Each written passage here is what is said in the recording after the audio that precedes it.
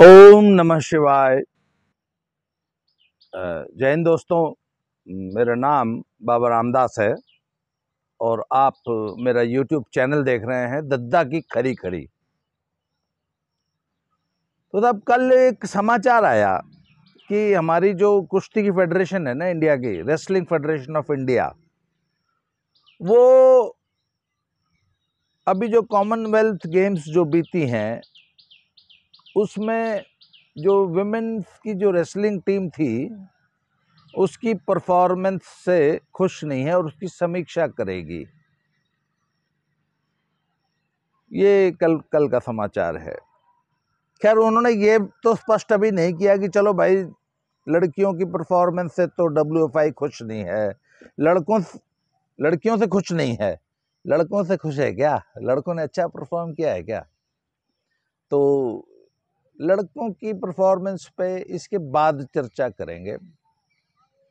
आज के वीडियो में ना थोड़ा सा लड़कियों की परफॉर्मेंस पे चर्चा कर लेते हैं। तो जैसा कि मैंने पिछली वीडियो में भी बताया था कि जो आम पब्लिक होती है ना, आम जनता जो टीवी देख रही है या अखबार पढ़ रही है या आजकल यूट्यूब के वीडियो देख रही है, उनको किसी भी चीज़ की बारीकियों से कोई मतलब नहीं होता, ना उनको ऐसी बारीकियों में जाने की ज़रूरत है। वो तो सारी चीज़ों को ब्लैक एंड वाइट देखते हैं। और हमारे देश में इतना बड़ा हाइप क्रिएट किया गया है कि कॉमनवेल्थ गेम्स हो रहे हैं, कॉमनवेल्थ गेम्स हो रहे हैं। तो भाई, पब्लिक को ये पता है कि बहुत बड़े कोई गेम्स हो रहे हैं जिसमें इंडिया की टीम पूरे लाव लश्कर के साथ बहुत बड़े तुम तड़ाम के साथ पार्टिसिपेट कर रही है। फिर उसमें हम टोकरा भर के मेडल ले आए। कुछ इवेंट्स में, 2-4 इवेंट्स में हम ठीक ठाक मेडल ले आए। तो पब्लिक को तो जी गोल्ड मेडल लिया है, हमारा छोरा गोल्ड मेडल लिया है भाई। पब्लिक को तो इससे मतलब होता है, उनको ये नहीं मालूम कि भाई कहाँ गया था, किसको हराया, क्या किया, क्या परफॉर्मेंस थी, ओपोनेंट्स कौन थे, कोई कंपटीशन था भी कि खाम खा का कोई टूर्नामेंट था। इससे आम पब्लिक को कोई मतलब नहीं है। और जिनको मतलब है वो इन विषयों को टच नहीं करते। जैसे फॉर एग्जांपल, भाई मैं क्या हूं? मैं एक YouTube चैनल चलाता हूं और अपने चैनल के माध्यम से पब्लिक को थोड़ा बहुत बताने की कोशिश करता हूं, जो थोड़ा बहुत ज्ञान मुझे है। मैं ये नहीं कहता मैं बहुत ज्ञानी आदमी हूं। तो जो थोड़ा बहुत मुझे पता है, मैं अपनी समझ के अनुसार पब्लिक को बताने की कोशिश करता हूं, एजुकेट करता हूं कि भाई यूं नहीं, यूं है। तो मेरे जैसे और भी तो सैकड़ों लोग हैं ना, हजारों लोग हैं देश में जो इस विषय पे मेरे से बहुत ज्यादा ज्ञान रखते हैं। फिर ये पत्रकार जितने हैं, न्यूज चैनल्स हैं, इनके पास तो स्पेशलिस्ट पत्रकार होते हैं। तो इनको भी सामने आना चाहिए और हकीकत को दुनिया को बताना, देश को बताना चाहिए कि चलो ठीक है, अच्छी बात है, मेडल आ गया, खुश हो लो, पर एक्चुअल पोजीशन क्या है? तो तब रेसलिंग फेडरेशन ऑफ इंडिया कहती है कि वो रेसलिंग वुमेन की परफॉर्मेंस से खुश नहीं है। क्या ऐसा क्या हो गया कि भाई खुश नहीं है? और क्या हो जाता तो खुश हो जाती? 6 लड़कियां गई थी, 2 गोल्ड ले आई, 1 सिल्वर ले आई, 3 ब्रॉन्ज ले आई। WFI खुश नहीं है। क्या हो जाता कि खुश हो जाती? 6 की 6 गोल्ड ले आती तो खुश हो जाती हैं आप? मेरा WFI से एक सवाल है कि अगर ये 6 की 6 लड़कियां गोल्ड ले आती और इंडिया में 12 पहलवान गए थे, 6 फ्री स्टाइल के मेंस के और 6 फ्री स्टाइल वुमेन्स की, ग्रीको रोमन में होती नहीं कॉमनवेल्थ गेम्स में। तो अगर ये 12 के 12 गोल्ड ले आते तो आप खुश हो जाते कि चलो भाई बहुत अच्छी परफॉर्मेंस है? मैं नहीं होता। क्यों? क्योंकि भाई मेरा तो पहले दिन से ये मानना है कि गेम्स ही फर्जी हैं, इनका कोई लेवल ही नहीं है। मैं जब कहता हूं ना कि इनका तो कॉमनवेल्थ गेम्स का स्टैंडर्ड सोनीपत और रोहतक की डिस्ट्रिक्ट चैंपियनशिप से भी खराब है। खराब बोल रहा हूं, बराबर नहीं। और एक बार नहीं कहता, 1000 बार कह चुका है इस बात में। तो अगर इन कॉमनवेल्थ गेम्स में ये इंडियन कंटिजेंट 12 के 12 गोल्ड ले आता तो क्या WFI खुश होती? हो सकता है खुश हो जाती। खैर अभी वुमेन टीम की बात करते हैं तो 2 गोल्ड आए, एक साक्षी मलिक का, एक विनेश फोगाट का। अब गोल्ड पे तो खुश होना चाहिए। तो बात ये है कि साहब ये जो साक्षी मलिक है ना, ये है फूका हुआ कारतूस। अब ये चल चुका है, इसके अंदर अब कुछ बचा नहीं। इसको नेशनल्स में, इवन स्टेट में भी लड़कियां, नई बच्चियां जो है ना वो हराने लग गई हैं। ये तो बस इस बार किसी तरह इसने अपनी इज्जत बचा ली थी और ये ट्रायल्स में किसी तरह जीत गई थी, नहीं तो वहां भी हार जाती है, ये कॉमनवेल्थ गेम जाती ही नहीं। खैर साहब ये गई थी। अब आप तो ओलंपियन हो ना, ओलंपिक की मेडलिस्ट हो। ओलंपिक्स का स्टैंडर्ड बहुत हाई होता है, बहुत ज्यादा हाई। उसमें आपने एक ब्रॉन्ज मेडल लिया है, पर आपके वजन में, साक्षी मलिक के वजन में एक ही लड़की कायदे की थी। वो है मैक्सिकन लड़की है, मैक्सिको मूल की, कनाडा की नागरिक है, एना गॉर्डिनेज। नई बच्ची है, 23 साल उम्र है उसकी अभी सिर्फ, जबकि साक्षी मलिक बहुत सीनियर है। उससे फाइनल कुश्ती में आखिरी तक 4-0 से हार रही थी, जबकि एना गॉर्डिनेज अभी नया टैलेंट है, उसको वर्ल्ड लेवल पे इतना अनुभव नहीं है। इसके बावजूद साक्षी मलिक ने उसको अंत तक 4-0 की लीड दे रखी थी, 4 पॉइंट दे रखे थे। इसका 0 था, उसके 4 थे। वो तो बाई चांस कुश्ती खराब हो जाती, चित हो गई वो लड़की, तो इसलिए इनकी इज्जत बच गई, इनका गोल्ड आ गया, नहीं तो इनका भी सिल्वर आ रहा था। और इनके वजन में सिर्फ एक लड़की कायदे की थी, जिसे पहलवान कह सकते हैं। बाकी पता है कौन कौन थे वजन में? वैसे इन कॉमनवेल्थ गेम्स में लड़कियों की टीम में पार्टिसिपेट कौन कौन कर रहे थे? कैमरून, श्रीलंका, वो मॉरिशस, एक कंट्री है जी उसका नाम है टोंगा। मैंने कहा ये टोंगा नाम का देश तो मैंने जीवन में पहली बार सुना, तो मैंने कल विकिपीडिया पे टोंगा को सर्च किया। और न्यूजीलैंड से आगे ना करीब 1800 किलोमीटर दूर एक छोटा सा टापू है जिसकी कुल आबादी 1 लाख है। वहां की एक लड़की भी पार्टिसिपेट करने आई हुई थी। तो ऐसी ऐसी तो टीमें आई थी इस कॉमनवेल्थ गेम्स में। और आप ये जान लो कि अगर हमारे इंडियन लड़कों का, लड़कियों का, इंडियन रेसलर्स का अगर गोल्ड नहीं आया, अगर गोल्ड आया तो इसका मतलब उनके वजन में एक भी कायदे का नहीं था। अगर जिसका सिल्वर ब्रॉन्ज आया है ना, इसका मतलब है कि पूरे टूर्नामेंट में एक पहलवान कायदे का आया था, उस तो ये हार गए। ये जितनों का भी सिल्वर ब्रॉन्ज आया है ना, इसका मतलब है कि उस टूर्नामेंट में इनके अलावा एक और पहलवान भी आ गया था लड़ने। बाकी तो सब वही है, बांग्लादेश, मॉरिशस, ऐसे ऐसे देश लड़ने आए थे, टोंगो। तो ये लड़कियां आ रही किससे हैं? या तो कनाडा की लड़कियों से आ रही हैं, हमारी जो एक सिल्वर और 3 ब्रॉन्ज आए हैं ना, क्योंकि इनके वजन में एक कनाडा की लड़की आई हुई थी और एक नाइजीरिया की। इधर नाइजीरिया ने वर्ल्ड रेसलिंग में काफ़ी अच्छा परफॉर्म करना शुरू किया। नाइजीरिया की लड़कियां जो हैं वो ठीक ठाक परफॉर्म कर रही हैं। 3 लड़कियों का ब्रॉन्ज आया था, पूजा गहलोत, दिव्या काकरान और पूजा सिहाग का। वही कहानी है, एक जो लड़की कायदे की थी उससे हार गई, और हारी भी ऐसे ऐसे नहीं हारी है, बहुत बुरी तरह हारी है।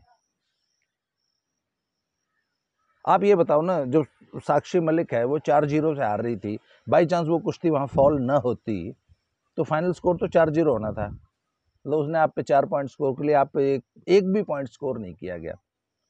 इसको आप अच्छी परफॉर्मेंस मानते हैं? साक्षी मलिक जैसी सीनियर ओलंपियन, ओलंपिक मेडलिस्ट अपने अपोनेंट को 4 पॉइंट दे के बैठी है, और most of the bout she is trailing behind. भाई जो जब परफॉर्मेंस की समीक्षा होगी तो एक एक अटैक, एक एक मूव पे होगी ना, कि यहाँ पे ये पॉइंट कैसे दे दिया, ये तो देने का था ही नहीं, यहाँ पे पॉइंट स्कोर करना चाहिए था, स्कोर क्यों नहीं किया। पूरे कंपटीशन में, पूरे टूर्नामेंट में या पूरी बाउट में किस खिलाड़ी के खिलाफ कौन से अटैक किए, जब अच्छे पहलवान थे कुश्ती आई थी तो क्या परफॉर्मेंस दी। भाई समीक्षक तो इसकी समीक्षा करेंगे ना, वो पर्दे के पीछे होती है समीक्षा, आम पब्लिक में नहीं आती। इसी तरह था भाई अंशु मलिक है, वो पिछली वर्ल्ड चैंपियनशिप की मेडलिस्ट है,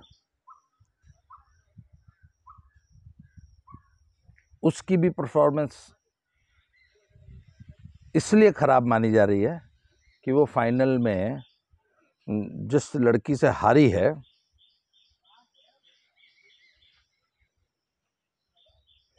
हाँ उसका नाम मैं अभी आप बताता हूँ, और वो एक अच्छी लड़की थी, she was a good wrestler, और उसके सामने इसकी परफॉर्मेंस बहुत पुअर रही। जबकि आप, you are not a bad wrestler, you are a very senior wrestler, जिसका वर्ल्ड चैंपियनशिप में मेडल आता है। एक तो वर्ल्ड चैंपियनशिप और ओलंपिक्स जैसे टूर्नामेंट्स में तो कैसे मेडल नहीं आते, कोई नहीं था जीत गई, या एक आधी कुश्ती बाई चांस जीत गई, ऐसे नहीं आते मेडल। वहां पे पूरे टूर्नामेंट में 4-5 कुश्तियां जो होती हैं वो बहुत तगड़ी होती हैं, क्योंकि वर्ल्ड चैंपियनशिप है वो। तो इसको अंशु मलिक को जो है वो बेटर परफॉर्म करना चाहिए था, और ऐसा बताया जाता है कि फाइनल में इसने एक भी पॉइंट स्कोर नहीं किया उसके ऊपर, जबकि ये खुद मेडलिस्ट है वर्ल्ड चैंपियनशिप्स की। पूजा गहलोत, दिव्या काकरण और पूजा सिहा की परफॉर्मेंस को मैंने आपसे चर्चा करी थी कि इनके वजनों में, अच्छा कई वजन तो ऐसे थे जिसमें 4 ही 5 लड़कियां थी, एक वजन था जिसमें 4 ही लड़कियां थी, उसमें भी आप थर्ड आए हो। ज्यादातर वजन ऐसे थे जिनमें एक लड़की अच्छी थी, बाकी वही श्रीलंका, नेपाल, बांग्लादेश, ऐसी लड़कियों को हरा के, ऐसी वो तो ऐसी लड़की को तो आप 30 सेकंड में हराओगे ही हराओगे। वो टोंगा द्वीप की लड़की को 30 सेकंड में हरा दिया, तो किसकी पीठ ठोकी जाए। अब मेरा सवाल यह है कि आप देखिए, मैं हमेशा एक बात कहता हूँ कि वर्ल्ड कॉमनवेल्थ गेम्स जो है ये एक छोटे स्तर का टूर्नामेंट है, इसलिए इसमें देश की ए टीम नहीं भेजी जानी चाहिए। क्यों नहीं भेजी जानी चाहिए भाई, मेडल तो आए ना। भाई आप ये बताओ कि इस हमारी रेसलिंग फेडरेशन ऑफ इंडिया के लिए, या हमारे पहलवानों के लिए, या हमारे देश के लिए वर्ल्ड चैंपियनशिप में मेडल जीतना ज्यादा जरूरी है या कॉमनवेल्थ गेम्स में जीतना ज्यादा जरूरी है? तो पहलवान जी लोग तो कॉमनवेल्थ गेम्स में हलवा खा रहे थे। हलवा खाना मतलब 30 सेकंड में चित कर रहे थे, सबको 10-0 कर रहे थे। टोंगा के पहलवानों से जोर आजमाइश कर रहे थे, बांग्लादेश के, मॉरिशस के। 1 महीने बाद वर्ल्ड चैंपियनशिप है, वहां क्या करोगे? इसी अगस्त आ गई ना, आज 12 या 13 अगस्त हो गई, 28 दिन बाद वर्ल्ड चैंपियनशिप है रेसलिंग की। कॉमनवेल्थ गेम्स में आपने अपने 3 महीने खराब किए हैं, 3 महीने। वो 3 महीने कैसे? अरे भैया कॉमनवेल्थ गेम्स के कैंप लग रहे थे, उसकी तैयारियां चल रही थी, उसकी सेरेमनीज हो रही थी, कभी प्रधानमंत्री जी आ रहे हैं, कभी प्रधानमंत्री जी फोन बात कर रहे हैं, फिर आप मेडल ले आए। अब आप कल प्रधानमंत्री जी ने अपने घर पे डिनर के लिए बुला रखे थे, अब गांव में जाओगे सारे, वहां पे इनका सम्मान होगा। भाई बहुत तगड़ी ढाक मार के आए हैं छोरे, मुल्तानी मार दी, उल्टा खड़ा कर दिया, हमारे छोरे का सम्मान कर दो। तो अगले 2-4-10 दिन सम्मान चलेंगे, फिर वर्ल्ड चैंपियनशिप आ जाओगी। तो भैया जिसने 1 महीने बाद वर्ल्ड चैंपियनशिप लड़नी है, वो बांग्लादेश और कैमरून के मुल्तानी मार रहा था पिछले हफ्ते, अब सम्मान कराता फिर रहा है, वर्ल्ड चैंपियनशिप क्यों नहीं लड़ागा? इसलिए ए टीम जो है वो वर्ल्ड चैंपियनशिप के लिए वहां उतरने के लिए रखी जाती है। कॉमनवेल्थ गेम्स जैसे फर्जी टूर्नामेंट्स में छोटे बच्चे, नए लड़के जो जिंदगी में कभी किसी टूर्नामेंट में, इंटरनेशनल में एक्सपोजर नहीं की, जिसको मिला ना, उनको भेज दिया जाता है। पर यहाँ तो भाई उड़, जब कैमरून वाले के और श्रीलंका वाले के मुल्तानी मारागा छोरा तो 1 करोड़ मिल जाएंगे, तो 1 करोड़ में क्यों कर छोड़ दूं? तो भाई वर्ल्ड चैंपियनशिप से ज्यादा तो 1 करोड़ हो गया ना। अब यहाँ तो बहुत वाहवाही करा ली, अब अगले महीने वर्ल्ड चैंपियनशिप होगी, वहां देख लेना कितने मेडल आएंगे। भैया जो बड़ा स्पोर्ट्समैन होता है ना, उसकी तैयारी में उसका साल भर का एक टाइम टेबल होता है, एक शेड्यूल होता है। उसमें जो कोचेस और प्लानर्स हैं वो बैठ के तय करते हैं कि ये वाला खिलाड़ी है तो ये किस किस लेवल के टूर्नामेंट में कब कब पार्टिसिपेट करेगा, तो उसी हिसाब से उसका शेड्यूल, उसकी ट्रेनिंग चलाई जाती है। और खिलाड़ियों की ट्रेनिंग साल भर एक सी नहीं चलती, कंपटीशन सीजन अलग होता है, ऑफ सीजन अलग होता है। कंपटीशन से 1.5 महीना पहले कुछ अलग ट्रेनिंग कराई जाती है, कंपटीशन से 15 दिन पहले उसकी परफॉर्मेंस को पीक पे लाया जाता है, कंपटीशन के तुरंत बाद परफॉर्मेंस थोड़ी सी डाउन आ जाती है। या अगर बैक टू बैक कॉम्पिटिशन्स हैं, कई बार ऐसा हो जाता है कि आज एक वर्ल्ड लेवल टूर्नामेंट खत्म हुआ, 1 हफ्ते बाद फिर है और कोई, तो फिर जो परफॉर्मेंस पीक पे थी उसको थोड़ी दिन पीक पे रखा जाता है, 10-15 दिन 20 दिन, इससे ज्यादा नहीं। तो इसको स्पोर्ट्स की भाषा में पीरियडाइजेशन कहा जाता है, कि पीरियड्स बनाए जाते हैं कि कहां पे स्पोर्ट्समैन की परफॉर्मेंस पीक पे रहेगी, कहां पे डाउन आ जाएगी, डाउन ले आई जाती है। तो भैया हमारी ए टीम की पीक परफॉर्मेंस तो वर्ल्ड चैंपियनशिप में आनी चाहिए ना, या ओलंपिक्स में आनी चाहिए ना, या एशियन गेम्स में आनी चाहिए, या ऐसा कोई वर्ल्ड लेवल टूर्नामेंट हो उसमें आनी चाहिए ना। आप तो अपना टाइम बर्बाद कर रहे थे वर्ल्ड अपने कॉमनवेल्थ गेम्स में। पिछला 1 महीना तो आपने उन फर्जी गेम्स में लगा दिया, अभी भी अगला 1 हफ्ता तक सम्मान कराओगे अपने गांव में घूम घूम के, वर्ल्ड चैंपियनशिप में क्या करोगे? कुछ लोगों को मेरी ये बातें ना बहुत बुरी लगती है, कुछ लोगों को ना जी ना ना तो फर्जी, वाह भाई वाह वाह वाह जी वाह वाह जी वाह, बहुत बढ़िया मुल्तानी मारे, अरे भाई मारे छोरे ने तो इसी डाक मार दी, गद्दा पाट दिया भाई। तो ये आम पब्लिक को ना ये वाह वाह बहुत अच्छी लगती है, पर कोई एक्सपर्ट समीक्षा करेगा तो वो तो ये सवाल उठाएगा ना कि इन फर्जी टूर्नामेंट्स में ये रवि दहिया, दीपक पूनिया, बजरंग पूनिया जैसे हमारे जो ए ग्रेड रेसलर्स हैं, ये अपना टाइम इसमें बर्बाद न करें, वर्ल्ड चैंपियनशिप पे फोकस करें। पर बात समस्या तो वो आ जाती है ना, वो जो 1 करोड़ रुपया दे देती है हमारी गवर्नमेंट को इतनी अक्ल नहीं कि किस लेवल के टूर्नामेंट में कितना पैसा देना चाहिए। क्या तब अंधी पीस रही है, कुत्ते चाट रहे हैं, ऐसे ही चाटते रहेंगे, हमारा काम है सब अपने दिल की बात कहते रहना, खरी खरी कहते रहना। हो सकता है बहुत सारे लोगों को बुरी लग रही हो मेरी बातें, तो भाई जब सच्चाई तो देखो बुरी होती है, और सच्चाई बयान करने से पीछे नहीं हटना चाहिए। हम तो ऐसे सच सच बोलते रहेंगे, खरी खरी बोलते रहेंगे। अगले वीडियो में फिर से मिलते हैं, आज के लिए इतना ही, बहुत बहुत धन्यवाद, थैंक यू वेरी मच।